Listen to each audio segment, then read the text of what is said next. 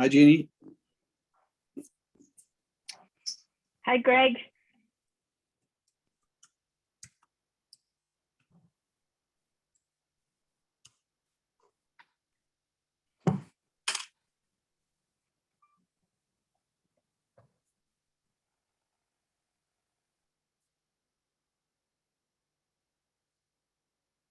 Okay, we're at 101. How are we doing? We've got some more show up. Should we get going? Bill just came in. Hey, Bill. Great to see you again. Been a long time, since about an hour ago, right? Okay, I think we're going to get started here, and Krista will probably come in when she can. This is the Pitkin County Board of Health. I wanted to review the agenda very briefly. Do we have any corrections to the agenda, or there we are? What's that? Is that who is that? We're all still here, right? Okay, I lost you for a sec. The agenda looks good to me. I don't see any changes. Anything from you, Jordana? Other than the 3 o'clock screen switch from Suzuho and Lindsay, I think is what I heard. I don't know if I need a roll call. If it's not necessary, we'll keep going. We've got a quorum. We're just going to go. I need a motion to approve the previous minutes or conversation about them. Motion. Dr. Kurt, and then I Linda. second. It. Okay, thank you. All in favor, raise your hand. Okay, thank you. So we're going to switch right into Josh and Jordana on the COVID-19 data and Omicron update. Take it away. Cool, thanks, Greg. Next slide, please. So I wanted to start off by sharing what our local incidence looks like. And so first thing to note is that our incidence has continued to decline. Really since we put the mask mandate into effect, we've really continued to see this decline in our incidence. We did have a few little blips where our numbers did go up from time to time, but usually those were caused by certain events that were occurring in the county. But as you can see, as of last night, our incidence was right around 70 per 100K, which is the lowest it's been in about 5 months. And this is even with these two fairly large outbreaks that we had occur that were hockey associated. And so you can see here that our actual incidence is in that teal color. And if you remove all the hockey associated cases, the gold is where our incidence would have been. And so really the point of this graph is to show that even though we had these two fairly large outbreaks, we were able to contain it fairly well. One, due to high vaccination rates, 2, due to masking, and 3, our contact tracing team was able to make very quick and swift contact with all these individuals to really try to mitigate this outbreak. So, since then, in the past week or so, we've seen our incidence come back down to where we expect it to be and continue to stay at a pretty low level at this point. Our mobility is still pretty low, so we're not seeing a lot of tourism and a lot of travel from other places, which plays a role as well. But regardless, we're seeing a pretty low incidence. Next slide. Wanted to highlight this as well. This is from the CDC's COVID data tracker. Currently, we are one of 2 counties in the state of Colorado that is not in the high risk category for transmission. And you can see across the entire U.S., just vast majority of counties throughout the U.S. are in the red, which is an incidence of 100 per 100K or more. Again, likely due to high vaccination rate, we do have a significant proportion of county residents who have received booster doses or third doses. We know that mask wearing is playing a huge role here as well. And then again, as I mentioned on the last slide, our mobility is currently down. So all of those combined play a role in keeping our incidence lower. Next slide. Hey, Josh, if you don't mind if I just dive in on that very briefly. The other county that I see, I don't know if that's Hinsdale or it's another southern county that does not really have much tourism or even much of a population. So I think this is really significant that we're doing as well as we are in Colorado. And I think if you're pointing to masks as the masks and high vax rate as being the solution there. I just want to say we should give ourselves a pat on the back and congratulate our community for participating in this with us. Yep, agreed, Greg. Yeah, that other county is Hinsdale, and they have a population of about 800. So they tend to be in the blue or the green for the most part because they don't usually get too many cases. So, and they all live about 40 miles apart. Yeah, thanks, Greg, for pointing that out. Next slide. So now just want to mention a few things on the Omicron variant, just some info that we know. It's still very early. There's a lot of data being collected, a lot of research being done. So not a lot that's conclusive or a lot to share, but we'll share some of the data and some of the early studies that have come out just for this group's awareness. So the first thing to note here is just the speed or acceleration at which the Omicron variant appears to be spreading in the Gauteng region or province in South Africa, which is where the Omicron variant was first detected, not necessarily where it first occurred, but where it was first detected. And you can see here with the first two waves in that light blue color and the red color, those were the first two waves of COVID that occurred in South Africa. You can see it really took, about 70 days until they peaked. And it was more gradual. The Delta wave in that dark blue color, again, it was much more quick, and things started to ramp up more quickly there with more cases overall than the first two waves. But now with Omicron, you can see in that black line, cases are really starting to accelerate and pick up there. And there's this expectation that the Omicron variant peak will supersede the blue peak there. And then on the right-hand side is hospitalization numbers. So admissions to hospitals in Gauteng. And thing to note here is just, again, the acceleration at which hospitalizations are occurring. You can see in the first two waves, it was a little bit more gradual, whereas we are seeing a quicker uptick in hospitalizations there in Gauteng. There are many reports coming out in the news media just about overall milder illness with Omicron. I would say, again, it's still too early to really make any sort of conclusive statements about severity of Omicron. We really only learned about this variant about 2 weeks ago. So there's a lot more being done, and we just don't have a lot of great evidence at this point regarding its severity. But we'll state that even if it is milder than other variants, it does not preclude severe illness, right? We know Omicron is still SARS-CoV-2, which is the variant of SARS-CoV-2, and we know that SARS-CoV-2 is a very deadly virus. It's caused 800,000 deaths in our country. So still need to take it seriously, but still a lot more information to be learned about it. Next slide.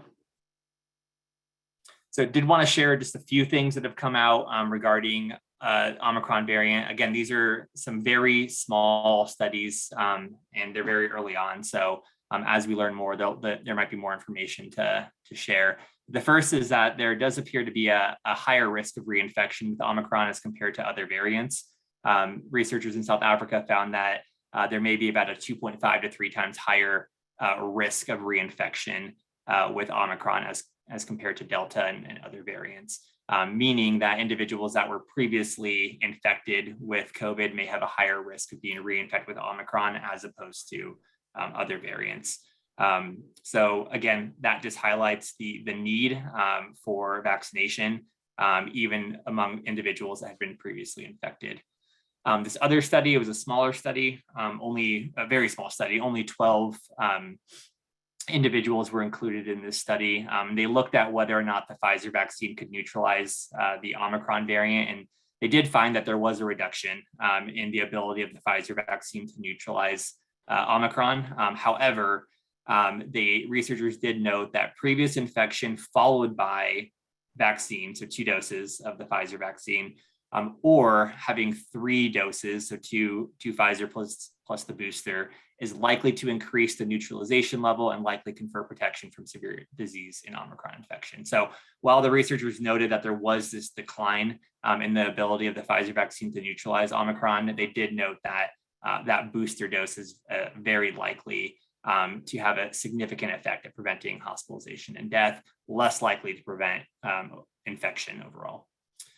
And then there have been several outbreaks that have occurred involving the Omicron variant, and they do have a high secondary attack rate. So secondary attack rate is just a proportion of people that were exposed that end up testing positive. And so there have been 2 Christmas parties that have been in the news that had a 53% attack rate, and then another one that had a 39% attack rate. The one in Spain occurred among ICU nurses. These are vaccinated individuals. Many of them only had the 2 doses. And so again, it just highlights the necessity at this point to continue to push for that additional dose to be able to protect against infection here. Regardless, though, these are very high attack rates, meaning that very likely Omicron is a much more transmissible variant than the previous ones. Things that are unknown, we're still learning more about transmissibility. So even though the evidence here is suggesting that it's more transmissible, we're still learning exactly how much more transmissible it might be as compared to Delta, for example. Again, severity, it's too early to know. It's too early to know whether or not monoclonal antibody treatments will continue to be able to be as effective as they have been with other variants. And then same idea with vaccine effectiveness. This one study only looked at Pfizer, didn't look at the array of vaccines that exist around the world. So we need some larger studies here to really understand the impact that vaccines are having on this variant. Some assumptions that we can make are that vaccines, even if it's only the 1 dose of Johnson & Johnson or 2 doses of Pfizer, are expected to protect against hospitalization and death. However, we do know that booster doses are going to be important moving forward. And then we also know that variants will continue to emerge, right? So we have the Omicron now. We know we'll get other variants moving forward. And so it's something just to be mindful of, that as we continue to move through this pandemic, we expect that we'll continue to see variants emerging that we'll need to learn about and study and understand better. Next slide. So in terms of our local situation, we currently have 0 cases of Omicron detected in Pitkin County as of this morning. There have been 2 cases of Omicron in Colorado, one in Arapahoe, one in Boulder, and then it was also detected in Boulder wastewater as well, suggesting that there might be some low levels of community transmission occurring on the Front Range. All PCR tests that are conducted in Pitkin County are shipped to CDPHE for whole genome sequencing to identify variants of concern. This includes Omicron. So that has been the case since January, when we first started testing specimens for the Alpha variant. That practice has continued, and all of our partners in the county continue to send in specimens to the state lab for sequencing. So we've been getting all of those results in over the past 12 months, and we'll continue to do so to monitor for this variant. We also know that all of our tests, PCR and antigen, used in the county, we believe that they are all going to be capable of indicating a positive result for somebody that does have Omicron. So we don't believe there will be any diagnostic failure there, and that all these tests should be able to detect individuals that have this Omicron variant. We're working closely with CDPHE to do travel monitoring for international travelers. So these are mainly from countries that have travel bans. So the 8 countries in sub-Saharan Africa that are currently on the US travel ban list. CDPHE is conducting those initial interviews with individuals that have traveled, and then they're asking their local public health departments to follow up to request that people be PCR tested and also check on their symptoms as well, to try to do our best to contain this variant for as long as possible. The recommendation from CDC is that individuals that return from international travel, again, mainly these 8 countries in Southern Africa at this point, should be tested 3 to 5 days following return, even if they don't have symptoms. That's the current recommendation.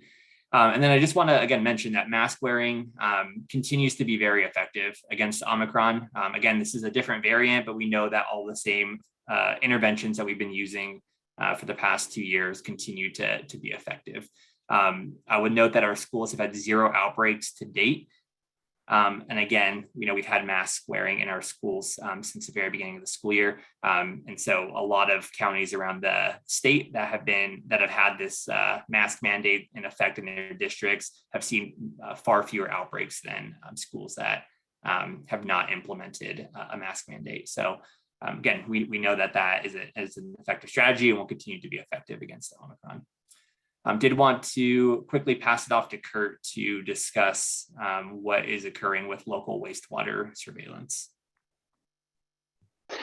Thanks, Josh. Can you hear me okay?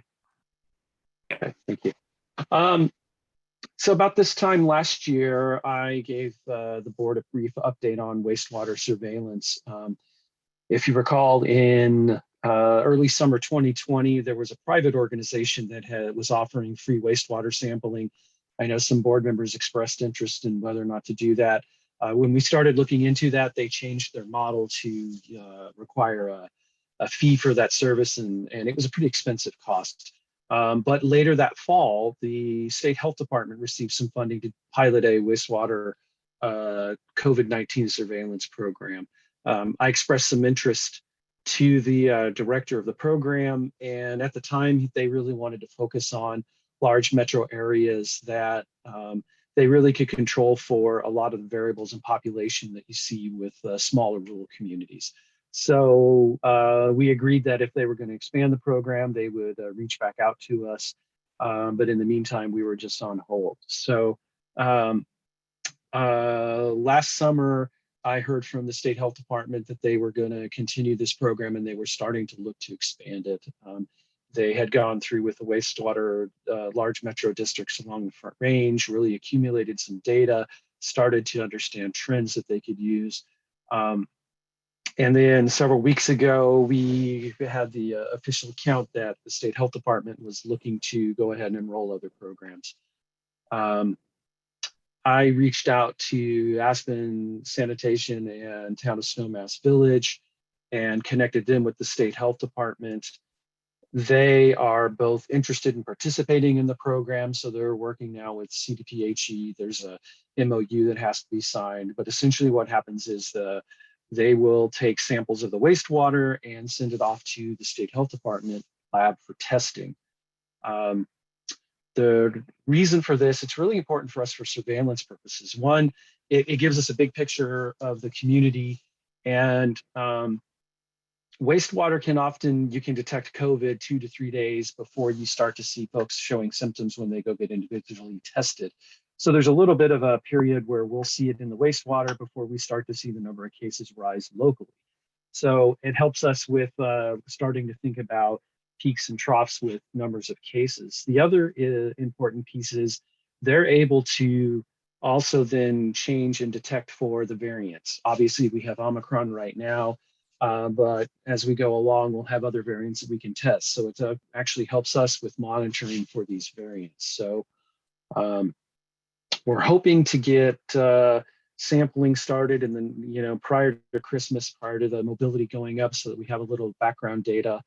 But we also have a number of questions given the variability in our population and how we were going to use this information. So it may take us a little bit of time to work through once we start accumulating data, how we'll utilize that data, knowing that we have our population can swell to 4 and 5 times what our actual resident population is, and how to control for that, I think, is one of the biggest questions that we'll have. So more to come on this, but I know I'm happy that it sounds like we have an expressed interest in another tool that we'll have here as we move into Christmas season. Thanks, Kurt. Yep. Well, thanks, Kurt. And then last thing in terms of local response is really this booster push, which Carly will discuss in a few slides. And then my last slide, please. Just wanted to share this again, that we do display our variants on the Pickens County website. So all variants that are detected among Pickens County residents does get displayed on our case dashboard on the website. We get reports on new variants every day. So this is an everyday updating slide, everyday updating graph on the website. Takes about 10 to 14 days from the data specimen collection until variant results are available to us. So by the time we have variant results, usually the individual's feeling better, but it still gives us pretty good surveillance. We can ask CDPHE to expedite sequencing for patients that have suspicious epidemiologic profiles, meaning they had some sort of travel or their symptoms are a little bit different from what we'd expect usually. We can have CDPHE expedite. They're able to check for the Omicron variant within about 2 to 3 days, as opposed to the 10 to 14. So we do have that option available as well, should we need it. So that's all I got. So happy to take any questions or pass it off to Jordana. questions? I can't see everyone. If you have one, just shout it out and we'll get to you. Dr. Kurt has one, then Linda. As you recall, last year, I was a supporter of the wastewater testing and had obtained that information from the MIT Associated Laboratory. So I certainly encourage going forward. As Kurt has explained, you have a leeway of several days where you can detect COVID in the wastewater before symptoms begin to occur in the actual population. So this is a ripe time now, as we're approaching the Christmas and holiday season, to detect when Omicron is really going to arrive in our community and perhaps take action. But so I highly support this. Thank you. Linda? I was just wondering if, Josh, do you know what the incidence rate in children is with the variant, Delta variant? You mean currently in our county? Yeah. I don't have it off the top of my head, but I can get it to you in a minute here. It's Okay. 1.8%. I looked that up today. Oh, good.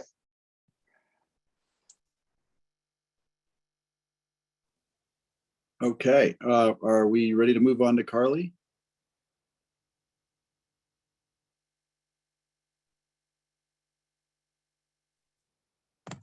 Sorry, struggled to find the mute button there. Only 2 years into this, right? Thank you guys for having me. As many of you know, I'm the testing and vaccination coordinator. Really brief, thank you. Brief testing update for everyone. We have heard and kind of responded to a lot of calls to really push for increased testing availability, both through extended hours as well as through extending the sites. We worked with Dr. Ellen Brooks at Roaring Fork Neurology to really kind of pinpoint what the needs are for the community and really work towards addressing those needs. They've been an amazing partner and really been able to absorb a lot of the requests that we've made of them. So grateful for them. Just FYI, we now have 3 testing sites available within Pickens County. As you may or may not be aware of, you can always find those testing sites either on the Roaring Fork Testing website or the Pickens County Public Health Testing Site Finder. But they are going to be open early now, so about 7:30 a.m., trying to meet some of that extended capabilities, as well as through weekends for selected and more busy sites. So the Snowmass Town Hall testing site has also reopened as of the beginning of December. That is going to be open from 8:30 a.m. until 12:30 p.m. And then just as far as turnaround time goes, we've added a neat little widget on the testing website that basically gives real-time updates as far as turnaround times for those PCR testing results. So just as of this morning, it was at 99.7% of tests are getting returned within 48 hours. And a vast majority, upwards of 90% of those tests are getting returned within 24 hours. So we are seeing really, really quick turnaround times, which is awesome. I think it shows kind of the robustness of this process and the system that we've had in place with them, which is just amazing. And just as a note, so that everyone here, again, I think we've touched on it before, but that weekends and holidays can impact that test turnaround time just due to shipping delays. So that is just something to be aware of when seeking that PCR test result on a time-sensitive matter. So just be aware that sometimes there is an impact there. The other call we've heard for is an increased availability of the rapid antigen test. And so again, we worked really closely with the Roaring Fork Neurology and the Roaring Fork testing crew to bring those rapid Binax tests alongside the PCR tests at the Aspen Airport site. So for individuals who are seeking that PCR test, you are also able to seek an antigen test at that time. You can't just take the antigen test. You will also have to spit in the cup. But as we know that those PCR tests really do have a higher sensitivity, higher specificity, and that interim result from that Binax antigen test is really just to help individuals kind of make the best call for themselves as far as exposure, staying at home, isolation, and all the rest. That being said, if you do receive that positive antigen test, that is a true positive and should be treated as such, even though you should still wait for that PCR result.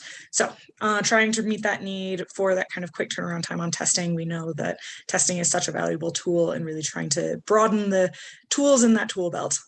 So again, thank you to the Roaring Fork testing sites for being willing to work with us on improving that access. The other really important program that's been rolled out at the state level is CDPHE is offering shipped at-home Binax tests for individuals to order on their own. So you can find more about that information on the link in that bullet. So you order directly from the state, you do self-administer, and then you self-report through the state's portal. All of that's available in further information on that website. It can take a couple weeks for those tests to arrive to you. So do sort of think about planning in advance, and that is, you work directly with the state to make that happen. But it's really cool, goes directly to community members. The other choice for rapid testing options are going to be our third-party private testing companies that are coming, either have remained online or coming back online. Same-day testing is back in operations. We are working, and we just got news of this today, so we're operating and kind of bringing them back into that testing site finder. We are also working closely with 2 other private testing companies to try to bring them into the downtown core through the winter. There's a few steps that need to happen before we can confirm that that's moving forward, but we're working closely with them in order to meet that need as well. Again, just going forward, all of those testing options are going to be updated on that Pitkin County testing website. That is the best location to kind of find providers, different testing options, and the most up-to-date information on testing availability within Pitkin County. So that's testing. Carly, comments about testing. we have a question from Krista. Yeah. Sorry, thanks. Don't mean to interrupt, but I did want to highlight some things on this because I feel like this has been some of the communication, especially with our community, that I want to make sure we get out there. I do think that I think it needs to be known that there are going to be delays on weekends. You cannot expect the 24 to 48 hour turnaround on weekends from the PCR. So we need our community to hear that that is going to be different if you go in a Saturday or Sunday. Secondly, these are being utilized highly by school families right now, and that PCR option again not the PCR, the rapid antigen can be done before school. If a student has one mild symptom that's improving, they can go get a rapid antigen test, and they don't have to wait for school until that PCR comes back. They can go return to school with improving symptoms, either one minor symptom that's improving or 24 hours, symptom free. So this is a really important resource for our community to know about. And then finally, we did have a large call for asymptomatic testing, which my understanding is they are asymptomatic testing with the Binax rapid test at the airport right now as well. Yes, thank you. I appreciate that clarity. Thank you, Krista. I wanted to ask, how is this, hopefully we have media listening today, of course, but how is this going to get out? Looking back, thinking about the international travel and the recommendation that everyone be tested within 3 to 5 days, regardless of whether they're showing symptoms. And then all these new testing options, how are we going to push out this information, make sure our community knows about it? I believe that we do have comms online today who may talk better about that and going forward. Right. Just want to get to that. I wasn't sure if you'd pivot to somebody in charge of that, but thank you. That's going to be an important facet of this. Thanks.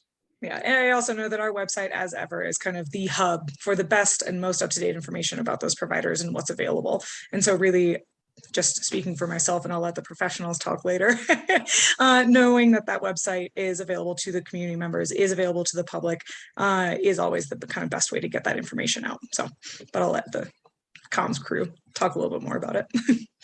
Thank you. Are you still... What's up next? Are we moving to Vax? Yep. Okay. Vax. All right. So I believe last time I was supposed to present to you guys was actually our first pediatric Pfizer dose clinic. So I apologize for missing the last meeting.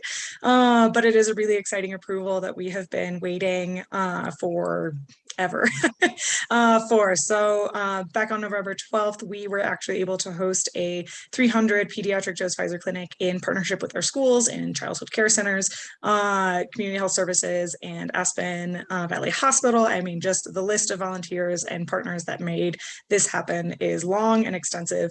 And so thank you to everyone who pulled that together. It was a really impressive operation. It was such a pleasure to be a part of. So that's really exciting. And then the following week, so the 15th through the 19th, we had dedicated pediatric vaccinations available for families as well as for booster doses for our teachers. So the state vaccination bus helped supported that effort by actually going to the schools. So both the Basalt Middle School as well as the Aspen Middle School, that was available to any of those age groups, that younger age group, that 12 to 16, as well as those educators, really trying to make sure that we did that push through a lot of communications, a lot of efforts. It was really, really awesome to see that process. Last week, we had our second dose of that Pfizer pediatric clinic on December 3rd. And then we have further second dose pediatric clinics going on this week. Today and yesterday, we're at the Basalt Middle School. On Friday, it is at the Aspen Middle School. So really making sure that we kind of held space for that population. We've seen a really large uptake from that age group and those families. So for anyone who has kind of come through, anyone who is a parent who got that kid into those vaccination clinics, thank you. It was really amazing to see the community come together to get that done. So big turnout, big numbers, very excited about it. So thank you guys. As far as future availability, we are taking multiple folds. We're not only going to bring in those pediatric Pfizer dose into our kind of public health and community health services sponsored clinics, as well as the state vaccination bus will continue to have that pediatric Pfizer dose available. But we're also seeing a lot more providers come on. There's a slide dedicated to this in a second, but a lot of those pediatric providers are coming online as vaccinations. So feel free to give a call to them to see if they are by chance administering those doses yet. So boosters, the big topic. So boosters have been quite a push over the last few weeks, the last month and a half, 2 months. Just an update for everyone who is paying attention to that eligibility and just some clarity. For Moderna, Pfizer, and Johnson & Johnson, all three have been approved as booster doses. The Moderna is a half dose as a booster dose, so it is not the same amount of vaccine being administered as those initial first and second doses. So anyone who is seeking those Moderna booster doses, do identify yourself as a booster at whatever provider you're going to, just make sure that you're receiving that correct dosage. But 18 years of age for Moderna and Johnson & Johnson, so anyone should have been 18 years and older who have received Moderna and Johnson & Johnson as their initial dose. But we just got word this morning that Pfizer was also approved for booster doses in that 16 plus age group. So 16 and 17-year-olds are now eligible to get a booster dose of Pfizer alone, which is very, very exciting. I'll talk about availability here in a second, but we took a quick pivot this afternoon in order to make sure that that was available to our community. Moderna and Pfizer, you are due for your third dose 6 months after your initial dose regime, and then Johnson & Johnson is 2 doses after that initial vaccination. And then just as a heads up, mixing and matching is approved. So if you got Moderna and you would like a Pfizer dose, that is okay. If you got a Johnson & Johnson and are now seeking one of those mRNAs, that is absolutely available to you. So any booster dose that you are interested in, we would like to provide. So please, we're really pushing for, as soon as you want one, are able to schedule one, please go get one, regardless of which manufacturer. So just a heads up about some of the data that we're seeing that is on our public facing dashboard and some of the issues that we're running into with CDPHE and the Colorado Immunization Information System. There are over 4,000 booster doses administered within Pitkin County thus far. Our data on the dashboard is not accurately reflecting this. This is a complex data issue that we are working really closely with the state to resolve, but it has to do with the state not being able to identify mixing and matching booster doses as third doses or second doses, as the case may be, and it has to do with rectifying records within the Colorado Immunization Information System. So a lot of it is interfacing with the state to make sure that that data is coming through appropriately. But we do want to highlight that there are quite a few boosters being given out at a really, really rapid rate within the county, and that it's just a little difficult to pull that data out from the state site. So we are working really closely with them. Hopefully in the weeks moving forward, we'll be able to more accurately display those numbers on our dashboard. So, but I did want to let you know that that is occurring. Carly, yes. Pardon me, let me interrupt for just a sec. Just so I understand, the number of residents in our county that are getting boosters elsewhere are probably being counted somewhere. They're not in this 4,000 count, I assume, right? These are 4,000 boosters within the county. So does that mean somebody who goes to Glenwood to get one is not counted in this tally? We can assume there are more. Is that correct? We can very safely assume that there are more. I wanted to lowball you here before we get the official tally from the state.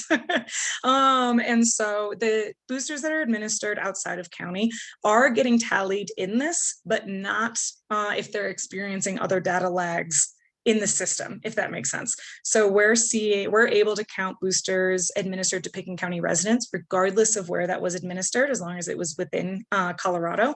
But there is a multitudinous issues pulling certain boosters out of that data. And so it's messy, but we are working on it. We're trying to clean it up. And then as far as going forward with booster availability, we have about 1,000 booster doses available in Pickens County currently. We're very, very excited to have really rapidly expanded the availability of these boosters. Just in the last 2 weeks, we have increased booster availability by over, oh my gosh, I think it was like close to 1,500 doses. So each week we are doing 200 dose clinics at Community Health Services. We have the state vaccination bus, which is doing roughly 300 doses per day. They can surge up to about 350. They have about 350 scheduled doses over the weekend. So we're very grateful to have them as a support network. And then really working towards just broadening that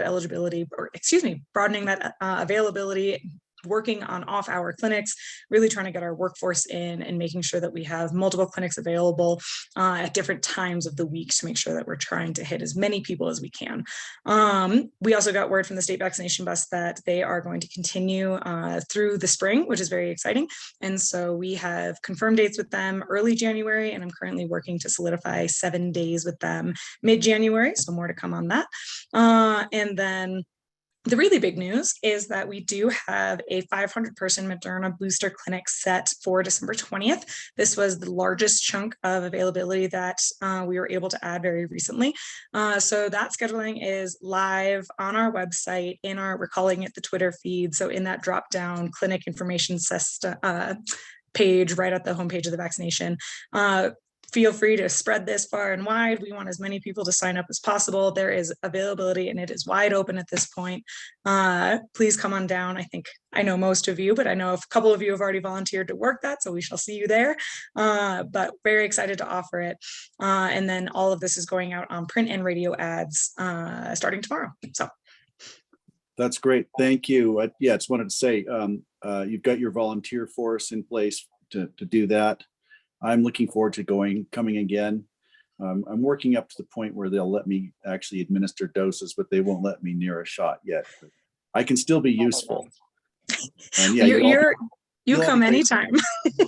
You'll all be grateful that I don't administer the doses, but I try to be helpful. Thank you, and I'd encourage anybody who's inclined to volunteer, please do. It's one of the most gratifying things that I've done during the whole pandemic. So thank you. Thanks for that, Carly. Is that it? Is there I just had one. Oops, sorry. Okay, I just had one more there. 2 seconds. Again, just FYI, we are seeing more of our providers work through the process to become vaccination administrators, which is really, really exciting. We know that a lot of families in particular and a lot of our at-risk elderly would prefer to get their vaccinations in that sort of clinical setting instead of a 500-person clinic. And so having that support and seeing that movement is amazing. I think that there was a lot of advocacy from this group, so thank you guys here. I know it's been a lot of work for the providers, but it is really going to allow a lot of those individuals access that might not work for the clinic. So thank you guys so much for that.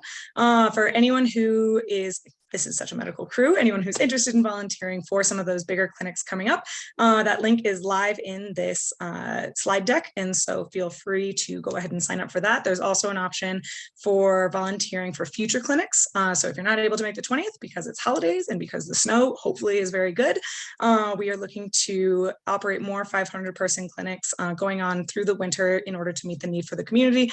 And so there's an option to select that we will get in touch with you for those future clinics as well. But that was all. Thank you, guys.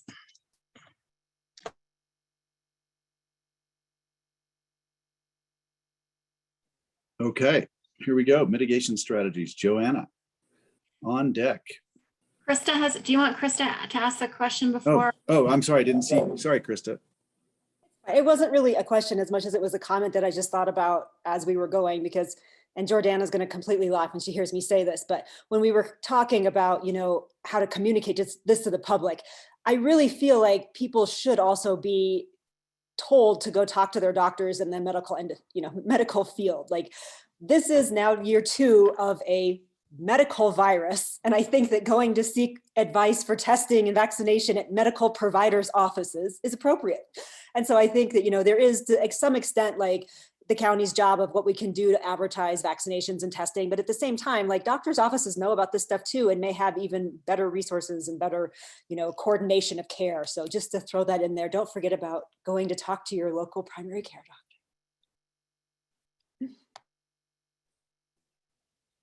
Excellent point. Thank you. Okay, now here we go. On to the next. Unless we have any other questions, if you do, just chime in. But let's go ahead.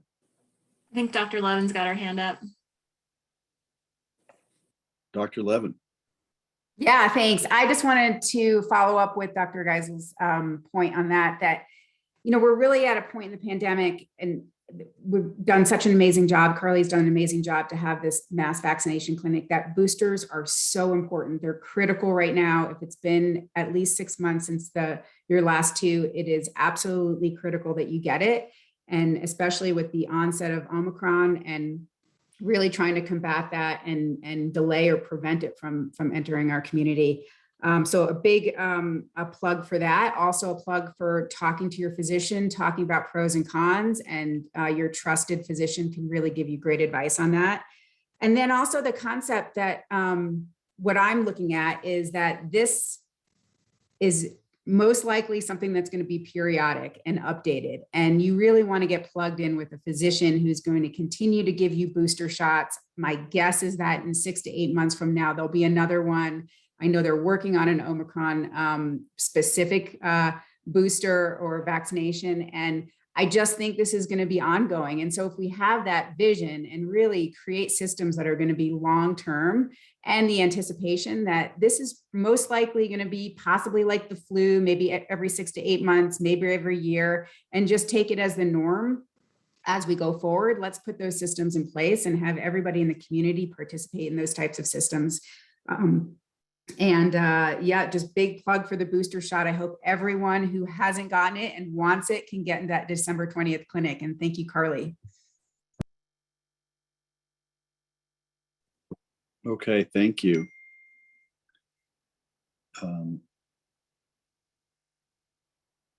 All right, just take it away. Good afternoon, everyone. My name is Joanna Coffey. I'm the Consumer and Employee Health Supervisor. I'm going to present on the mitigation strategies. So since we've had the mask mandate be in effect since September 16th, we wanted to create a program that would help provide our businesses that are seeking fully vaccination to be able to be exempt from the mask mandate. So we created the Fully Vaccinated Facilities Program. We based this off of a similar program that Boulder County created. And there's 2 main components for this program. The business has to have a written policy that requires full proof of vaccination for all individuals entering the indoor space. So whether this be visitors, guests, employees, staff, vendors that come in and out, they need to make sure that everybody is fully vaccinated and checking that. So Boulder County had a 95% fully vaccinated program, but for us, it's just easier to keep it at 100% of the individuals. And now that the children are able to be vaccinated, we're asking that the policies be updated to include 5 to 11-year-olds. So for any new businesses that want to apply to the program, they need to have that policy that includes that. But for the ones that we've already had approved, we have reached out to the businesses and they will update their policies and have that be effective by February 1st, 2022. All of these businesses have been approved by Pickens County. You can submit an application by going to the Pickens County COVID website and hitting business, and then there's a fully vaccinated facilities tile that you can click on. And also, since we are talking about boosters so much, the CDC is potentially going to change the definition of fully vaccinated to be after you receive 3 doses. So if that does come into effect, then we will update the policy once again for businesses to include that. Next slide, please. So this is the list of facilities that we currently have that wanted to be highlighted on our website. So we do have 48 in total, and these can be a business or a specific event. So you can apply to have one event on a specific day be exempt from the mask order. And then once we approve it, you receive this flyer that I've attached, and you get it in Spanish and English. And then the QR code just goes to more information about the program and how it benefits the community. Next slide, please. Also, since December 1st, with the new Pickens County Public Health Order, we are requiring event safety plans for any event with 50 or more people. And this is for indoors or outdoors. So even if you have less than 50 people, we're still requiring that you submit one if you need a special event permit from the city of Aspen or town of Snowmass Village, Pickens County, or town of Basalt. So we created this new winter safety plan that just outlines the public health considerations and requirements so that you can create a safe event during these COVID-19 times. And this really is helping support the event organizers to plan and think about the risk that is involved with a large gathering. And we also wanted to just know what was going on in the community so that we can assist. And then after, we have the option to discuss with that event planner how the event went, if we could have helped them in any way, what they would improve for next time. So this application is also live on the Pickens County COVID business site. Under the businesses tab, you can click on the winter event safety plan tile. And so far, we've received 31 events for this coming winter. Next slide, please. So we changed a bit. Last year, we were requiring that businesses submit a business safety plan, but instead of that, we wanted to just create a playbook for this winter that would provide guidance for employees, so that employees and owners, so that they could have a safe, clean environment for not only the workers, but also the customers. So we've created this playbook that shares the best practices and science-based solutions to help prevent the COVID-19 spread within the business and also the community. And so this playbook has been evolving. We've had one last summer, and we've just updated it since COVID is ever changing. So we're just trying to get to the next normal. And this includes guidance, recommendations, and curated tools and resources onto how to safely operate your business and organization. Mine was pretty short today, so hope you can catch up on some needed time. Great, thank you, Joanna. Questions? Short, but super important. What really struck me is seeing all of the municipalities in our valley working together with the county, coordinating on this. I think that's really important, and so I'm really grateful to see that. I had one other note. That's probably it for now. We'll keep going, but thank you for sharing that. Oh, I also wanted to say, I hope that everyone listening and watching who has the ability to publish this, whether it's social media or newspapers or radio, really call out and thank the organizations, the restaurants, the hotels, and the businesses that are following this vaccination program. I think it's important that we recognize them and thank them for what they're doing to help keep our community safe. And with that, I'll get off my soapbox and get us back on track. I think Tracy Truelove is up next with the COVID communications update. Good afternoon, all.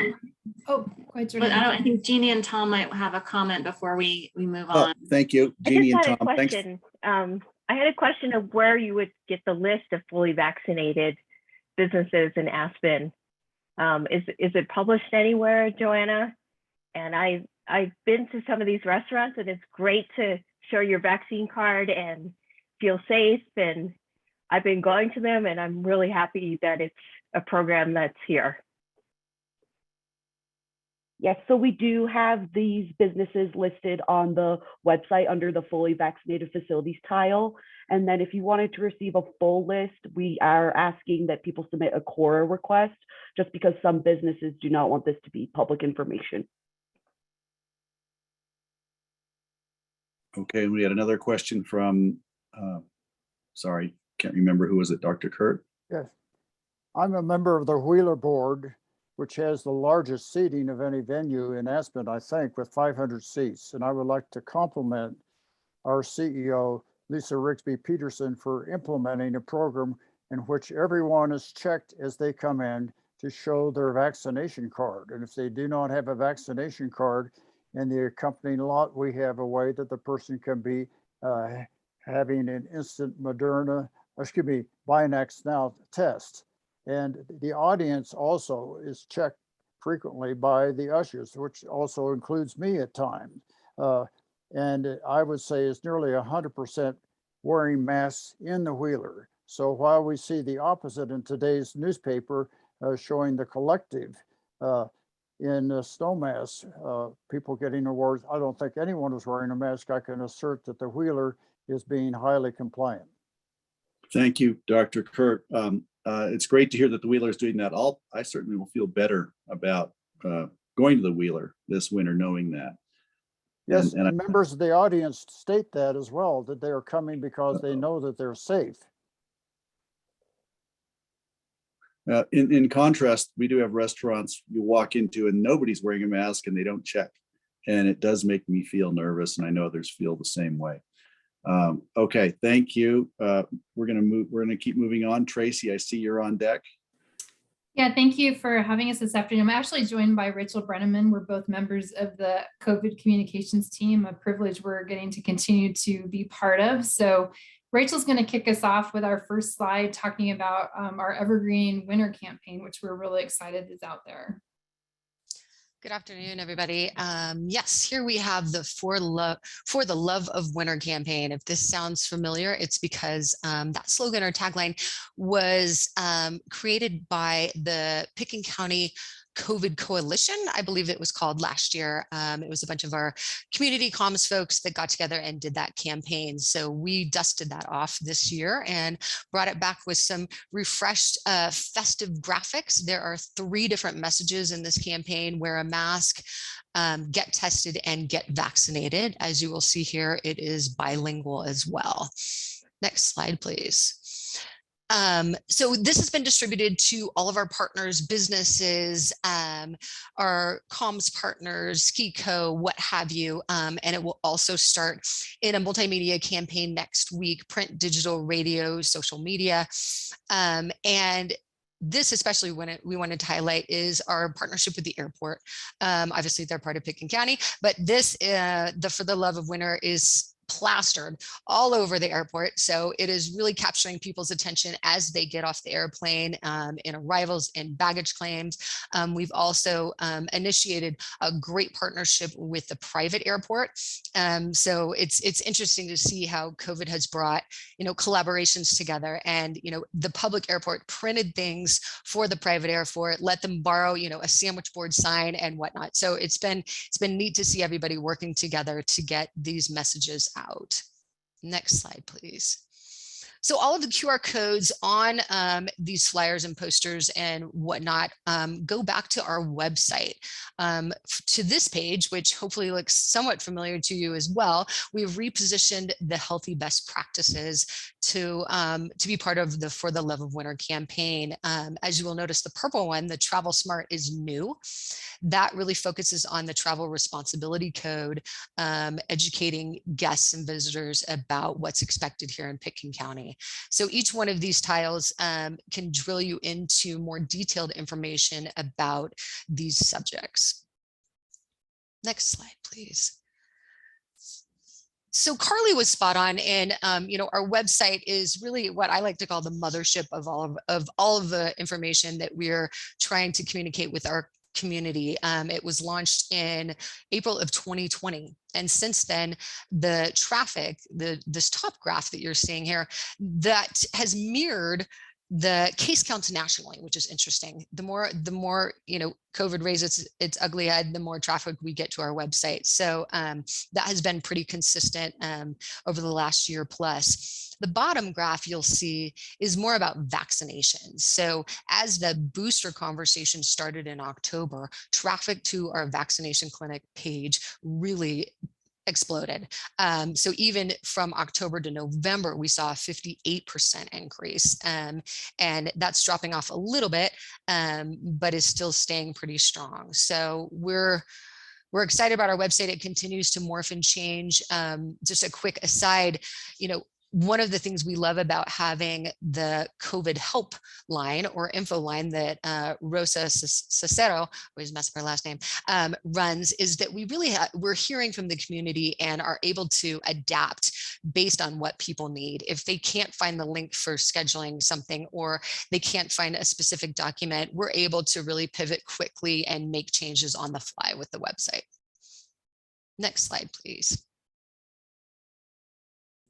So something we always try to take out of Board of Health meetings is all the channels that people feel information needs to be on. And so we've continued to do paid social media campaigns. In November alone, we did a pretty robust plan around your winter planning and outreach from the community on how they felt about the trigger document and where you were headed with the winter planning document. We did a great push out around vaccine verification, recognizing again, that's where people are kind of confused or need some more help. And you can see the numbers. I won't go through them because I know you get a chance to look at them a little deeper, but we're getting a really good engagement in all of these channels. The Picking County's community survey that went out, was seen by over 8,000, over 7,500 people. And then of course we keep trying to push our newsletter. That's just a wealth of information around what's happening with COVID. And that newsletter always links through to other information for folks. And so we continue to make that to be a pretty robust thing that we do. Go ahead and next slide, please. Rachel, this is you, flu campaign. Oh, the places flu will go. No one knew what was going to happen with flu this season. So we definitely wanted to get the word out and encourage folks to get a shot. So this campaign was all about the idea that flu is everywhere, in a grocery store, in an airplane, at schools. And so just once again, some great visual creative from our team.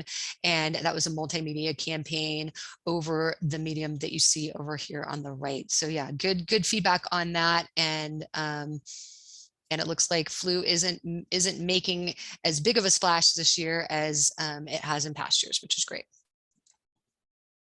Next slide, please. So booster print ads, I know that Carly did a great job covering how the team is really trying to support all the revolving efforts around boosters. And one of the things that's kind of interesting about this ad is people were actually cutting it out of the paper and walking into the walk-up clinics, or, bringing it just to, recognize that people are paying attention. And again, if you spend any time going back to our website, we've tried to, adjust what we understand people are finding complicated about, finding appointments and how to get in there. So you'll continue to see a lot of this advertising happening with that December 20th clinic. You're going to see more, push from our team to get information out so we can get people into those appointments. Next slide, please. The weekly data summary ads is something that between your last Board of Health meeting to now that we've added to the repertoire. So we're kind of taking the weekly data newsletter, which I have the next slide on, and creating an ad that's running in both Aspen Daily News and Aspen Times to, again, give the community a sense of where we're sitting. And the good news, if Public Health hadn't already mentioned, is that we're actually moving off that high to substantial in this week's ad, which is always a good piece of good news. So we're excited to see that this is hopefully tracking there too. Next slide, please. And the weekly data summary newsletter. Once again, this is to anyone that signs up for the COVID-19 newsletter also gets this. It runs every Thursday. And I just have to give a shout out to Phyllis Matison, who supports the COVID team, because she is our data guru or has become that over time. And she continues to kind of help us get that message rounded out and out to people to have them understand what's happening here in the community. Next slide, please. We did a partnership with Aspen Daily News over the summer. for the daily update. So basically, we had people from public health, people from community health services, AVH, what have you, do Zoom interviews that was aired on the daily update show. We're excited to continue this partnership with them into the winter, and they are bringing back their live show, which is super exciting. So their morning show is aired on top of Ajax each morning, 6 days a week. And so they'll be doing live interviews. So I think we'll be able to twist some of public health's arms to take the gondola up first thing in the morning and have an interview up at the top of Ajax and take a couple runs before they go back to work. They're also, the Daily News is going to be featuring our data summaries that Tracy just showed. And we're going to have lots of other ways to partner with them to get the word out. So we're excited about that partnership. We've had great, relationships with all of the media in the Valley as well. So it's a great way to get the information out. Next slide.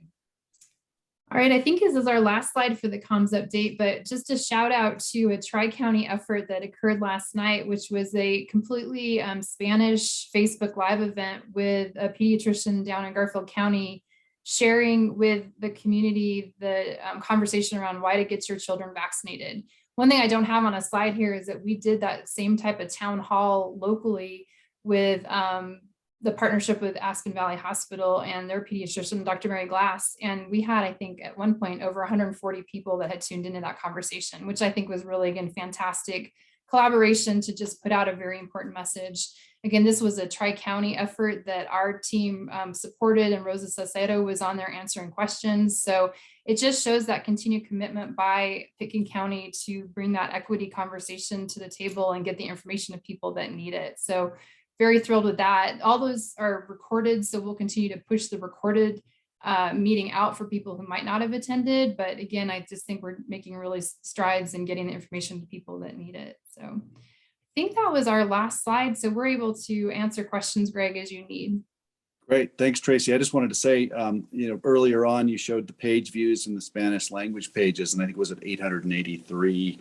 And I thought, wow, that seems kind of low compared to everything else. But then looking at this Facebook event, it sounds like maybe you found a way to get through and reach out to the Latino community, because we know it's much larger than the 883 page views would represent. And so just thank you for persisting on that. And I also want to thank you and Rachel for being, proactive and responsive regarding, I know the confusion with the website, or people can't, there's always going to be somebody who can't find their way in. Sometimes I can't find my way into a website or whatever, and I just need help. And it's so nice to know that the times the public have called me or the other elected officials, we're able to get them help fairly quickly after some, furious activity to try and get them, redirected. And I want to thank you all for your patience and your willingness to go along and do that, because sometimes it's kind of heated if someone's frustrated. So anyway, this looks like a great way to reach out to the Latino population, and that's going to help keep us all healthy this year. Thank you. Great. Other questions? One thing to add, if I can, as far as partnerships to address the Latino Hispanic population, we're also working, we have an ongoing partnership with Samuel Bernal and La Tricolor, as well as his wife, Ileana Renteria, who has her own Facebook page that has about 3,000 followers and all of the information in Spanish around COVID. And so we have an ongoing partnership with those two folks, which anytime we have a clinic or anything that comes up, we push it. Rosa translates it into Spanish, we push it to them, and it's really starting to become a seamless operation. So we're excited to continue to have that equity lens. Great, thank you. I'm actually on that. Greg, one more thing I'd add to that was we couldn't do this and push this message as far as we are pushing without the continued partnership with our community communications professionals. That's, a bunch of you on this meeting are part of those agencies, City of Aspen, SKICO, Snowmass. It's I really think the tough stuff COVID has put us through, it's also really branched us into this new space of that collaborative place where we're supporting each other and helping get the information out. And I just think those are kind of the good news stories that come out of what's been a really tough what in March would be 2 years. It's like, where did 2 years of our lives go in all this? But I do just think that the commitment from those community professionals to supporting the message from Pitkin County Public Health has been instrumental in making sure people are getting information as they need. And one more thing, to Rachel's point, our team having a live number that people can still call and talk to somebody is a big deal. You know, you can also email if that's, you know, if you're not comfortable with technology, you can pick up a phone and call and talk to someone. That's great. That's really helpful. And thank you. As we all have talked about valley-wide solutions to a lot of these issues we face, you're pointing out that it's happening here. The synergies are actually working here, maybe driven by this pandemic. So we're rallying in the right directions. Thank you. And yes, and Samuel and Ileana are a force of nature. I'm on Ileana's Facebook page, and there's always something coming down the pipe that she's putting out to the Latino community that's fascinating and valuable. So they're a great resource. Jordana? Eric, I just wanted to very specifically answer the question that you asked earlier about how are we getting all of this information out to those that are visiting. And so I think all of the channels that Tracy and Rachel talked about apply, but even more specifically, what the Board of Health had written into the public health order was that anyone in the hospitality industry is really required to be communicating this to guests before they come to Pitkin County. And so our comms team has done a great job of working in partnership with Joanna, who's our community liaison lead, and reaching out to businesses in the hospitality industry to understand what is it that they need to be able to communicate these messages about the requirements and expectations of coming to Pitkin County. So that a lot of that feedback helped hone in that For the Love of Winter campaign. And then there's also additional resources available for businesses. If they click on that 2021-22 winter business toolkit, towards the bottom, there's some additional resources where they can click on For the Love of Winter and get all of the graphics. And Tracy, Rachel, you jump in here, but I know one of the things that I think a lot of the hotels really wanted was some information that can go in an 8x11 card that stands next to the when you check in at a hotel, that has information about the website, and guests can scan it and go there and be introduced to our website that, as Rachel called it, not the workhorse, the backbone, that whatever wonderful place it is. Mothership. The mothership for all of this information. I think that was a concept that Rachel Richards brought up early, Tori from the city of Aspen, saying, people who are coming here just need to know where to go. The website's great, but how are you going to get this information to them? So there's a bunch of other additional resources in there, a badge that can go on anyone's website to link back to our website. There's QR codes, there's email kind of language that can go out in a reservation email. So a variety of different ways, in addition to just kind of the push out social media and newspaper work that we're doing. Right. Thank you, Jordana. I have to say, from all the graphics, I love the winter graphic. It has a wonderful holiday feel, but it gets the message across. So well done on that. And I'm looking forward to seeing that. It's great to know that the airport and the private FBO are displaying that. I have to say, the other graphic that really struck me, that's still burned into my retinas today, is that map of Colorado where we have the we're in the orange instead of the red zone. And I wish we could publicize that. I'd like to have a t-shirt with that on it. And that's the reason we're doing what we're doing. And if we could publicize that image far and wide, I think that might be helpful. It's like, this is why we're doing what we're doing. We're keeping people safe. So thank you for that. It's great to have all that information. Okay, where to next? Next, we get to talk about strategic planning. So I'm here to share with you a bit about the process that we'll be going through this first quarter. in being able to step back and think a little bit more strategically than we have been in our recent past of just really responding to COVID. So I wanted to have everyone help remember January of 2020, which was the last Board of Health retreat. This was facilitated by an outside facilitator, and the board really came up with several high-level goals that they were interested in the public health department considering and addressing. So as you can read all of the goals that went across the board here, remembering back in January 2020 when there were just kind of murmurings of COVID-19 in the air. What happened, if we go to the next slide, next is that we paused. We paused on strategic planning for a while.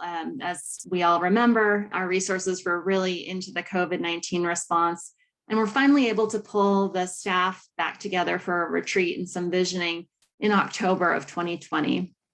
The high-level goals that came out of that meeting, as you can see, are displayed on the slide here, as well as just the ongoing necessity of COVID response. That's going to be a priority of ours, any way we slice it.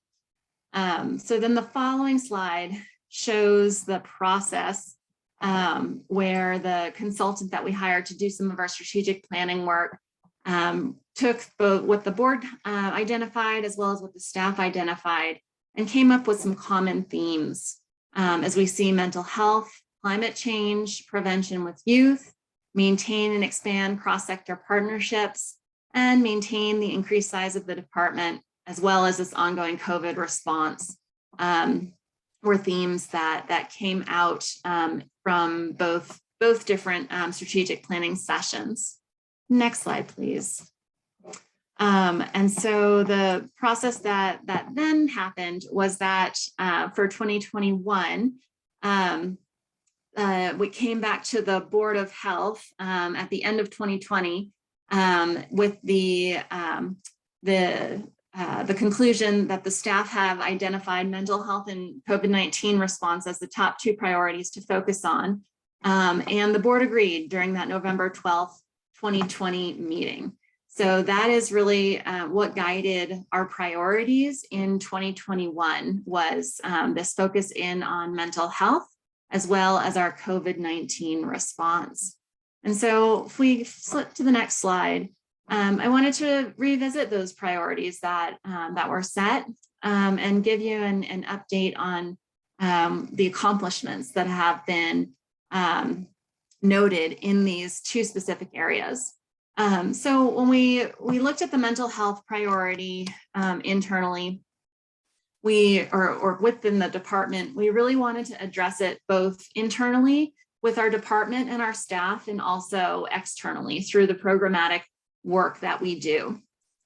Internally, you can see that we did offer mental health first aid training to our public health team. We participated in mental health community events, as well as offered 30-minute mindfulness and meditation sessions to our staff. Externally, the list is long, and I would say this is, just these are only the top highlights of some of the accomplishments in 2021. PACT has done a lot of work around sponsoring some trainings for the team and law enforcement and community partners. They've represented at the National Co-Responder Conference. The program itself has added a full-time case manager who is now assisting dozens of clients each quarter. PACT has added a second co-responder clinician for 7-day-a-week coverage. This has been a huge goal of the program, and it was a really exciting achievement to see that happen this year. There was a PACT training with High Rockies harm reduction around naloxone and fentanyl test strips. And then, as you'll probably remember, we also launched and closed the community mental health survey, which is currently being analyzed and will help inform our mental health work moving forward. The shared best practices and recommendations for reporting on suicide with community partners. There's been the creation of mental health websites, a development of a resource guide and materials around mental health resources, as well as community collaboration. So just next slide, I wanted to highlight some of the COVID-19 response accomplishments in 2021. Our disease investigation team investigated 4,111 cases, talked with over 10,100 contacts, sent in 2,400 testing referrals, spoke to over 300 organizations and groups, and controlled 113 outbreaks just in the last year. We've vaccinated 17,000 residents, which is 98% of our eligible population, according to census data, census numbers. We've had 5,000 boosters and 1,000 appointments scheduled before the new year. 32,000 vaccines administered over the year to residents alone. We conducted the we conducted 95 5-star program inspections, which also means that we set up the 5-star program, established it, set it up, and then when the state closed it, shut it down as well. We approved 48 fully vaccinated facilities and events, reviewed and approved 104 event safety plans, and then 2,243 people have signed up to receive that bi-weekly COVID public health newsletters. So with that, I just want to be able to take a moment to recognize the work of this amazingly dedicated staff who, amidst all of the competing priorities and pressures, has really been able to have some significant accomplishments in those two priority areas over the past year. Thanks, Jordana. This is, it's pretty amazing to see this information compiled this way. I can say, sitting even where I sit, I had no idea, and it's great to see it all on one page. And I do want to thank you and your team, everybody here who's on the call and the rest of your team, because we all realize how much effort has gone into this. So thank you on behalf of the Board of Health and the county commissioners and whoever else I can say it on behalf of. Thanks, Greg. All right, so now as we are in December and we are looking into 2022, we brought these big rocks before you when we were talking about the budget and the focus areas of work, and just wanted to bring them back for some renewed remindership about the areas where we have already kind of received that direction to be working in 2022. So in our admin team, we're really looking at staff retention, the strategic direction for COVID response, as well as the department and the Board of Health. And we're also going to be conducting our community health assessment and public health improvement plan in 2022. This is something that's required every 5 years, and we are due to be doing it this coming year. For our planning, prevention, and partnerships department, when we went back and really looked at the big rocks there, they fit very nicely under one of the board goals that was identified around prevention and building resilience among individuals and families. So our PACT program, which is the partnership between mental health responders and law enforcement, as well as our STEP program, which is our state tobacco education prevention program, as well as the community mental health needs assessment that Chelsea has been working on in our RFP process, and the vital mental health services contract, all really fit underneath that area of work. So we'll continue to focus there, as well as we know staff retention around a specific position is a goal area or a big rock for the PPP department.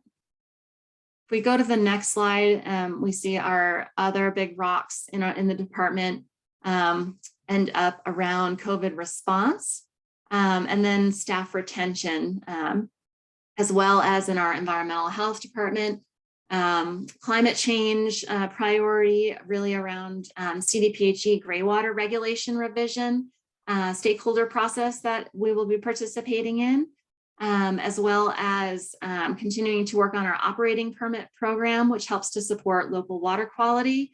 And again, COVID-19 response support for our DI team. So moving on to our next slide, what those big rocks are really just start to give us the direction of the what are we going to be doing in 2022. But when we had the opportunity to meet with our managers last Friday to review our big rocks, talk about our community health assessment and public health improvement plan, and the work of the department. And we really, we looked at several other inputs. We had a staff survey that had been completed on behalf of the entire county, which we were able to look at our department feedback. We were able to look at input from the staff retreat that happened over this past summer, as well as our human resources department has conducted interviews with the majority of our staff, which we were calling really retention interviews, to learn more about what were the strengths of the department and where the challenges were. And those really helped us to come up with some internal department priorities that we really needed to, we feel that we need to address over the next 2 years in order to be able to continue to support any programmatic work or any additional guidance and priorities and actions that the Board of Health might have. So in a minute, I'll share those with you. But let's stay on the other slide for a minute. So I just really wanted to walk you through this first quarter process that I'm hoping to lead the board and the public health team through. So today, introducing the process to you as the board. The January 13th meeting is lining up to be a really helpful bunch of information and presentations coming together. I really appreciate everyone who has completed that Board of Health survey and been giving me feedback. I've been doing one-on-ones with all of you Board of Health members to learn more about what I can do to help better support the Board of Health. And one theme that's really been coming up is to better understand the powers, duties, and responsibilities of the Board of Health itself, as well as board and staff relationships and how we should be thinking about that. So we're planning to have presentations on those two issues, one from CDPHE to have someone really come and talk about specifically Board of Health and how you are unique and different, and some of the questions that I know this board has. We'll be able to have someone from CDPHE here to ask questions of and to get a lot of information from, as well as someone to present on those board staff relationship. The other piece of information that I think is going to be really helpful to this board, we're going to have Suzuho present on the Colorado Health Assessment and Planning System, the CHAPS process, which is this every 5 years, how we do an assessment and public health improvement plan, and how that process helps to inform the direction of what our department needs to take on because of what the priorities are from the community. So we really want to be able to share with the board how we envision the results from that helping to drive our work in 2023, and where, again, the opportunities for input and prioritization and direction giving from the board sit, and then where we really want to hear from the community to help inform that direction. So again, then a lot of this process involves including our staff in the public health department about the strategic planning process and the opportunity for them to help flush out those internal department priorities. And then finally, thinking about more specific Board of Health priorities and actions, having that conversation on February 10th. So once there's really that understanding of the CHAPS process, of the internal priorities, and then of the board powers and duties, how do we then really take some time to delve into the board's priorities and actions. So that will be coming in February. And then the hope is to really be able to wrap that all up into a final plan that we can share with the whole team, and of course will be made public towards the end of February. So I know that's a lot of information. Greg, any questions? I'm going to solicit questions from our studio audience here, if anybody has one. If not, I just had an observation, and I think a Board of Health seminar on Board of Health duties, super important, and on other boards that I've been sitting on, whenever we have the opportunity to look at governance and protocols, I think it's all extremely useful. In the RAFTA meeting today, the director, or our director, was going through various aspects of our board structure and what our responsibilities are, and it's such a great reminder. So I'm looking forward to that. But I also wanted to say, when CDPHE comes here to tell us how things need to be done or should be done, and I'd kind of hoping that we can share with them what we've done in the last couple of years, because I think you and your staff have managed to navigate this pandemic in a way that has not, we haven't had the same level of vitriol or anger or public rage or disconnect that we've been hearing about in other communities. So I'm hoping there's something valuable we can share with them as well. And that'll be a dialogue rather than a lecture on how they expect us to do things, because I think we could probably teach them a thing or two. Any questions out there, comments? Okay, well, let's keep moving. We're so far ahead of schedule. This is really a luxury. We may have time for a round robin today. Exactly. I've just got one more slide there that I wanted to run by the board. So these are the 3 internal goals that really came out of our managers retreat last Friday. Goal 1 is having a department growth plan. So you can read the more specific goal beneath it, but this, is Patty on today? I know Patty has brought this up in some BOCC meetings, and this Board of Health has had some questions about, what's our goal anymore? What does it mean to be right-sized?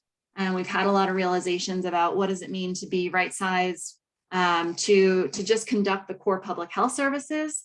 And then what does it mean to really be right-sized for the demands of our community, as well as the expectations and what we want to take on and the direction that we get from the board.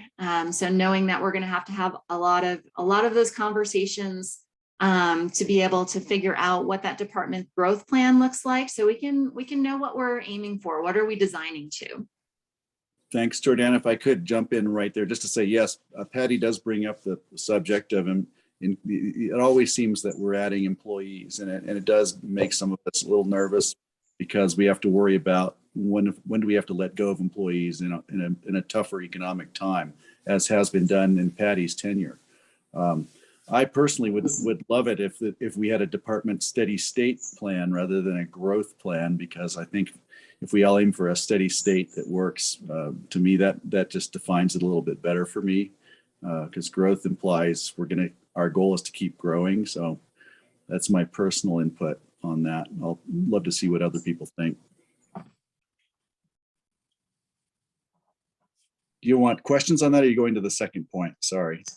No, that's perfect. And I think that's it, Greg. It's kind of this, what's our plan for what does it mean to be right-sized? What are we aiming for, right? We're in this COVID state right now, but when we're done responding to a pandemic, what does being right-sized mean? So I appreciate that feedback, and we'll change that that wording to really understand what we're striving for. Goal 2 is around staff retention. So again, you can read the more specific goal, but we've seen this in a lot of the county feedback, and even more specifically in our public health department feedback, that there's we've been through a lot in the past 2 years, and wanting to recognize that to continue to support staff in these positions that continue to be more challenging and out front than we have in prior times.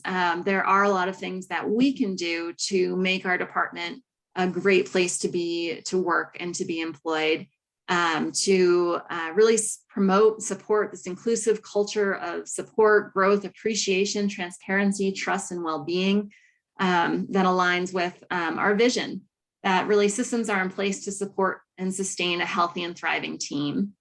So this is something that we think that, especially as a new department, we can look internally to our culture and look internally into what are the systems that we can set up so that every employee feels supported and welcome, and that they're able to contribute to the work of the department that supports a healthy and thriving community. And then the third goal is really around equity, diversity, and inclusion. Our equity statement that's been previously approved by the Board of Health, and what our department was really founded when Karen was our first ever executive director, came in with the vision that the Pitkin County Public Health Department is really founded on this concept of equity in everything that we do, and in how we design our department and think about the work that we do in the community. And so now that we're able to really take a step back and think about where are we on those founding principles and goals, we'd like to really think about how we can look internally so that we can help educate staff so that they do feel knowledgeable about how they can be applying an equity lens in their work by 2023. So that's just another really internal priority that we know will help support us in whatever topic-based work that we take on. Fantastic. Is that it for this page? That's it for my presentation. Yeah, great. And if there's any other comments or the feedback that you gave, Greg, is super helpful. Anything else we should think about in our internal priorities before we move forward and continue to flush those out with our staff? I'm going to solicit questions or comments again from the board. And while people are thinking about raising their hands, I'm just going to mention we've had a lot of conversations recently just about resilience, about the ambient stress level in the community, workforce retention, happy workforce, all these things. And in doing some research on it, very, very superficial research, I've come across there's a Stanford economist professor named Nicholas Bloom, who's been studying remote work and hybrid work models since long before the pandemic. And so he became a cause celeb when the pandemic came because he had a lot of great information. And going through this disruption, I think we really are going to see new models of working. And some of these things can really help with employee retention, keeping people happy and also helping productivity.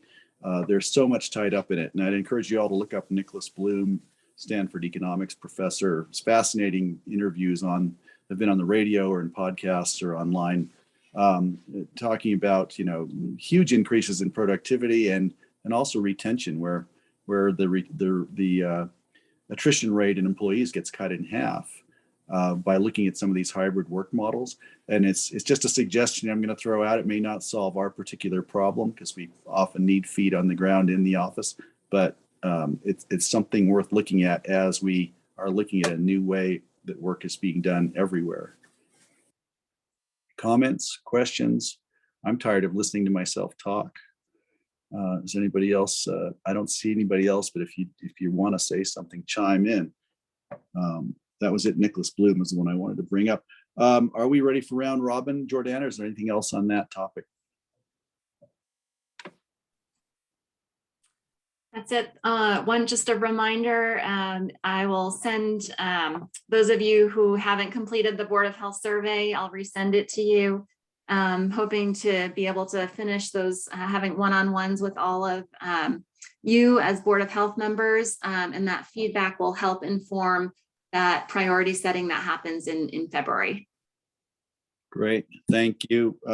Until I see somebody jump up and wave their hand at me, I'm going to start the round robin with a couple of notes I just took during our meeting today. I just wanted to say, following what Dr. Levin and Dr. Giesel said today about a normalization of talking to your physician about getting a vaccination. Like, what a great idea. It's amazing how far we've strayed from that. And it's great to see that. And as we see the normalization of what seems to be an annual vaccination, is what I think Kim alluded to, are we going to see a change in the balance between what community health services does regarding the vaccinations, like they do the other vaccinations, vis-a-vis the COVID vax? That was one of my questions. Will vaccinations get consolidated into community health services? I know Dr. Kurt has brought this up. That was one of my questions. And the second one is just, I noticed you had an internal mental health first aid trainings. And I remember early on in the early days of the Board of Health, I was a big proponent of bringing in the mental health first aid trainings for the public. And we did a lot of those trainings. And honestly, I don't know if they were successful, how well that all worked, but I'm just wondering if we should be trying to bring it back for the public as well. In the schools, very important, just so people know how to talk to each other about mental health. Mental health first aid seemed to be a valuable tool. So I wanted to bring it up again. Those are my round robin topics. Thanks. The city of Aspen, I think, just most recently hosted a mental health first aid training. Tori, do you know how full that was? How well received that was? If you're talking about the all-day training that was done at the APD, I believe there were 16 participants. And there's another variety too. I can't think of it. It's an acronym, 3-letter acronym for a type of training that's a similar half day or full day training. QPR, could that be it? Yep, QPR is a little bit more honed in on recognizing signs of suicide and being able to talk with folks about it and intervene and knowing what to do. And that's a significantly shorter training. Mental health first aid can be, I think it's a 2-day training in its most common format. And so, I think that this is a part of some of the mental health assessment that we're doing, is trying to understand, what's needed in the community. And then also some current efforts that are happening in partnership with the city of Aspen and Aspen Strong and some of the papers, is just trying to share a lot of the mental health resources or events that are already happening and making them more known on a common calendar and promoting that in the community. Because I think as this board knows, there's a fair amount of energy around kinds of mental health events or trainings. But again, as always is the issue, people never know exactly where to go for all of the information. So we're trying to hone in first on that, and then look at the survey results in a little bit more of a comprehensive way, and then think about how we move forward as a community. Great, thank you. Lori? Yeah, thank you so much for that discussion. I am extremely proud and happy that our community is having as much robust discussion around mental health and mental health awareness as we are. And it's really been just great efforts on so many people's behalf.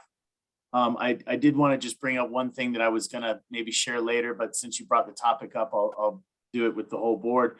And that is, Jordana, that that calendar, there is a community calendar that is being hosted on Aspen Strong, and it is linked on the Pitkin County website. And I had a brief discussion recently with Angelina, and I was asking about that community calendar, because I think that's kind of maybe our next small step in this whole line of improving the conditions in our valley. But the community calendar is a little bit difficult and could use a little bit of help. Aspen Strong hosts it, but it requires that others feed that input into the calendar. And so I would just say that, not a call to action right now, but as we move into the new year, I'd love to see us figure out some way of coordinating a little bit better in maintaining that calendar. But other than that, I was happy to see on our website and the link for the local resources is there and very clear. The numbers and the websites are very available. So there's been a lot of improvement. It looks great. But just as we move into the new year, maybe we will put a little effort into helping that community calendar take a little bit more shape. Thank you. Great. Thanks, Tori. Okay, we've got the round robin open here. I guess we can leave it. Oh, Krista, thank you. And then Dr. Kurt. Thanks. I just wanted to bring up another issue for round robin, which has to do with some of the quarantines that we are still seeing. I think that there's issue with this is primarily probably the preschool level is what I've gotten the most calls from the community. And could we just maybe revisit the policy at that level and then maybe talk about ways that we could better communicate to this community? Because I feel like I'm getting a lot of calls on this and it's creating a lot of confusion right now. Thank you. Dr. Giesel, now if you want me to jump in. So I think that it's what we're stressing is that our policy around quarantine hasn't changed.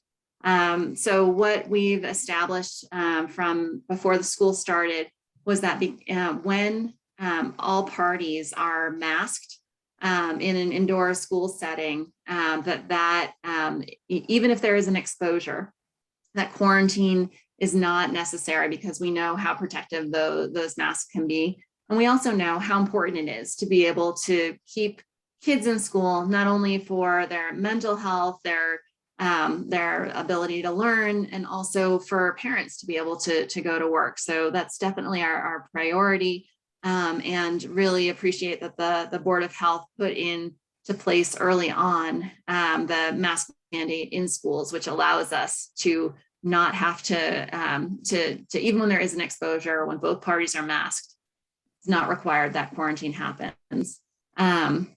Where some of those quarantines have been determined necessary is when there has been an exposure, oftentimes where both parties weren't masked, or a more higher risk exposure. And Josh, if you're on the line, I might invite you to talk to generally about some more of those circumstances where the team really does investigate each different case and exposure, finds out what the specific circumstances are, and then if there is a quarantine that would be required. Josh can talk about the instances where we have seen spread and how we use our own local data to even better inform our practices moving forward. And then Krista, I'm also going to pull up some numbers about the quarantines that we have been able to avoid by masking in the schools. And when we have had exposures, preventing those from becoming quarantines because those masks are providing enough protection there. So Josh, I'll turn it to you, and then I'm going to go pull up those numbers. Yeah, the only thing additional that I would add is we've only had a small handful of classes, or at least certain individuals within a classroom setting needing to quarantine, and it does come after a thorough review of what actually occurred in the classroom. And usually, to Jordana's point, it generally involves scenarios where mask adherence was very poor. So not just not happening at all. It's usually fairly consistent evidence that masks were just really not being worn, or they were especially not being worn during some sort of high risk activity. And we have had 2 instances where we did try to not quarantine. Even though we had some evidence that there was potentially, a higher risk activity occurring, and we did end up getting 4 cases in both of those scenarios. And so when we identify other scenarios that are similar to those, and we suspect that there could be a higher risk of transmission, that's when we're still asking individuals to quarantine. But I'd say compared to last year, we've only had a handful of individuals needing to quarantine. And then if I can just share that we have evaded at least 65 instances of quarantine within Pickens County schools during this first fall semester thus far. And if you think that, each of those 65 cases on average would have been exposed to 14 students, that puts us at 910 quarantine notices that we didn't have to send.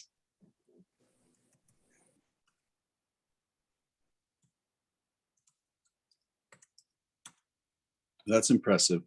Wow, that's really great information. Dr. Kurt? That is absolutely superb. I would like to begin with a few comments. I wish to applaud the commendable service of Jordana and each person of her staff, from Josh Vance, Carly Simpson, all of the staff, dealing with the pandemic up to today, and the reports provided today. As a military veteran, though, I wish to take on a little bit of courage and point out, with experience in public health in Denver and other places in Colorado, as well as in Texas, that our public health department does not include the maternal and child health, the sexual transmitted diseases, and the immunizations that are in the community health services part of Pickens County. I wish to really encourage the county commissioners and the county manager to integrate community health services as part of Pickens County public health and provide all of the major public health, retirement, and so forth benefits that they're enjoying at the present time. But my goal is to see Pickens County Public Health include all of those services as a fully integrated department. Thank you, Dr. Kurt. I know you've mentioned it before. I'm glad you articulated it again for us today, and we'll take that message to the commissioners. And with, I'm sure there'll be a conversation about it with Jordana and Nan while she's still at Community Health with us, and we'll, I'm glad you brought it up. Thank you. Okay, is there anything else here? That's pretty amazing. We don't really think often of how many cases we've avoided through our efforts. One thing I did want to bring up, just to throw out to the board, it's something that has occurred to me, is that regarding mask mandates, especially in the schools, I know Eagle County has a suit right now with Cornerstone, I believe it is, regarding their ignorance or disregard for the mask mandates. And I think the consequences they've had have been fairly significant as a result. I'm just wondering, because they're actually in our watershed, in our valley, do we want to support Eagle County in any way, any official way, through a letter or through public information, to reiterate our stance on how successful the mask mandates have been? And that's for open discussion. I'm just putting it out there. I think Eagle County is in a kind of a tough spot, and they're dealing with a scofflaw who's in our watershed, and perhaps there's some way we can at least provide support to them. But I want to get advice from the pros on this. I think that's an excellent suggestion, Greg. Thank you, Dr. Kurt. Okay, does anybody else have anything else they want to add here?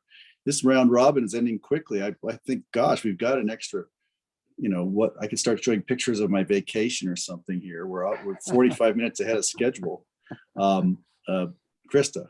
Well, one thing we had talked about at some point in time, and this is kind of along the lines of us writing things, do we want to write any kind of letter to the editor or some kind of editorial about kids' vaccinations?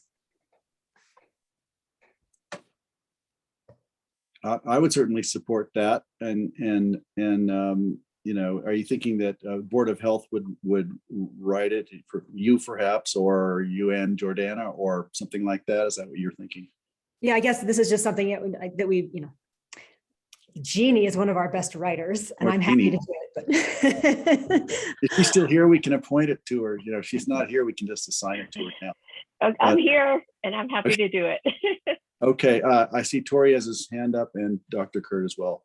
I'm just wondering, as we are heading into the holiday season, maybe there's an opportunity not just to touch on pediatric vaccination and such, but maybe there's more messaging that the Board of Health would want to get out in some sort of letter or something in the newspaper that talks about that, as well as, maybe how to be as safe as possible over the holidays, and just something like that. A letter from the Board of Health to the community that touches on a couple of topics might be a good thing. That's a great idea, and it would be great to have the Board of Health signatures on it. Something as a holiday message as we're going into this, as we see the population start increasing with the snowfall, with the depth of the snow. There's a direct correlation between the depth of the snow and the number of people arriving, I think.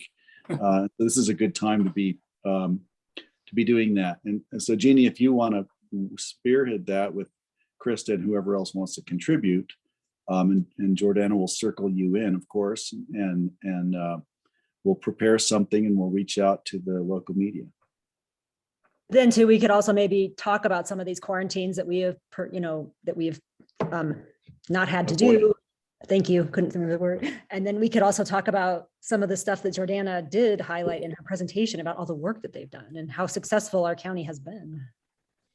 Right, and that's an important thing. It's hard to talk about the sicknesses we've avoided, but that's so important. So thank you for bringing it up earlier, Jordana. And I think we're onto something. Claudia, I see you have your hand up. Yeah, I just was going to say that the fact that this has ramped up in less than 2 years, and then all the numbers Jordana gave that highlight the planning and the communication that go into it is really exceptional. And it's all for the best possible outcome for our community and our visitors. So yes, a letter that would highlight that, I think it would also be important. Okay, Jeannie's already writing. I can see she's already scribbling away. That's good. I think we should just have that T-shirt with the red map and I'd love that. Yeah, you could start off by saying we're proud that Pickens County has the lowest rate, and then go into the things that we must do.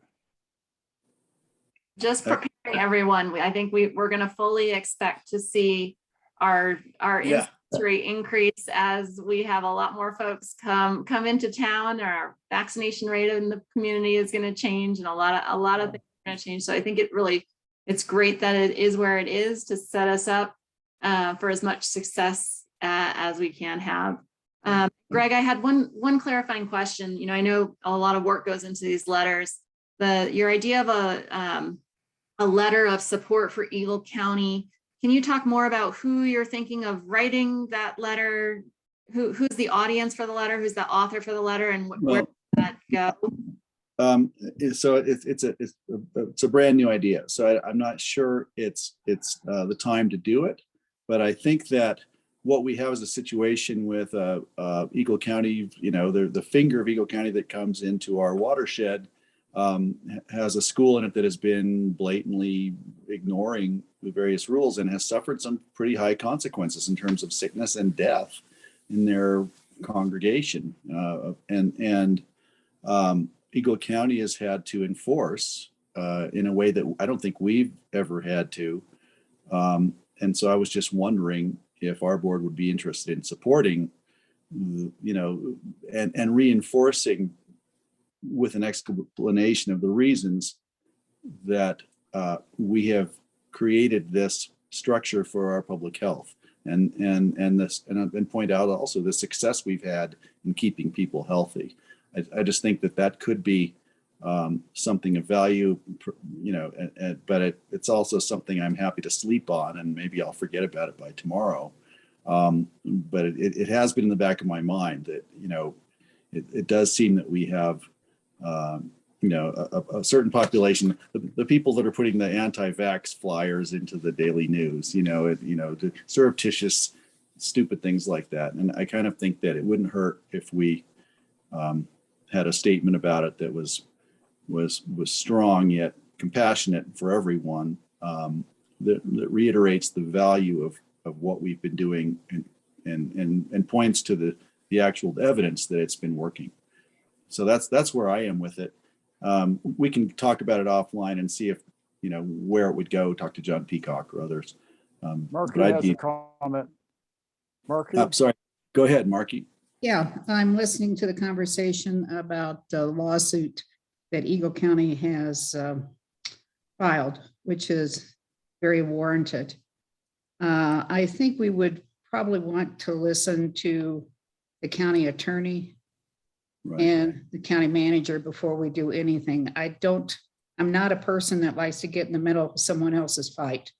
And I don't think it's best for the Board of Health to get in that situation. I think what we need to focus on is publishing our successes and write good news in our local newspapers, celebrating all the hard work of the board and our staff. That's great, Jordan or Marky. I really appreciate that. And I usually try to accentuate the positive as well. So perhaps that's the best outcome. And I'm certainly willing to hear that. I just want to add to that too. I agree with Marky. And I think, partly this comes from my practice, which is in Glenwood, and it's a different county. And I have a lot of people that are in Parachute. And I definitely feel that there are people that are advertising in the paper and being very vocal. And there are also people that I can talk to one-on-one and I can change their minds. And I think kind of coming out in a public way may turn them off more. And so I'm a little bit reluctant to do that too. And I think that the more we can just, again, talk about vaccinations and the things we've done and the quarantines we've resolved is a more effective communication strategy. Thank you. I appreciate that. And Dr. Kurt seems to, is that an agreement? Yes, yes. Okay, great. Okay, I think that's wiser heads prevail. See, I love how these meetings go. All right, well, if there's the last thing we have to talk about is just to announce our next meeting date is January 13th. It'll be 1 p.m. I'm assuming that's a Thursday. And if there's no other business of the Board of Health. I see Linda with her hand up, Greg. Oh, Linda. Thank you, Linda. I don't see you here. I just wanted to bring up the fact that the American College of OBGYN and the American College of Nurse Midwives highly recommends pregnant women be vaccinated. If they're not vaccinated and they contract COVID, they have a much higher rate of dying, stillbirths, and preterm births. So I want to make sure the community is aware of that. Thank you. Thank you for bringing that up. I think this is the sort of stuff that should be communicated far and wide to our community to underscore the value of vaccination, masking, proper distancing and hygiene, continuing so that we can have a great holiday and winter season. Anyone else chime in? Bill? Yeah, I think just in regard to our communication to the public as we're looking for, and more guests coming to town, maybe part of our communication should be to the restaurants when you're not actively eating or drinking to be wearing your mask. And I think that may, go a long way in serving our purpose going forward. Thank you. We see that everywhere. It seems commonplace, and certainly in Europe and in other big cities. I've seen really strict adherence to that, and we don't seem to have that in our restaurants as much. So it couldn't hurt to communicate that. It really is becoming the norm elsewhere. So I don't think we should be too concerned about asking our community to do that. Okay, I'm going to call this to a close at 3 o'clock. We are half an hour ahead of schedule. And unless somebody stops me, I'm going to adjourn this meeting. I don't think we need a motion. Greg, we do need a motion. Oh, we do. Oh, we need a motion. So moved. Dr. Kurt and then Krista. Okay, and all in favor, raise your right hand. Thank you all. Have a fantastic holiday season. And I hear we're going to get 2 feet of snow, and I'm counting on that. There's a huge bull elk sitting out in my yard. I'm looking out the window at him right now, and he's come to tell us that it's going to snow big, and that's why he's hanging out here. Tori? Yeah, hey, same thing. I just wanted to wish everybody a wonderful holiday season. Won't see you again on these meetings until January. So I just wanted to express my appreciation for the year that we've been through. Everybody on this board has been wonderful. And Jordana, thank you for your leadership here.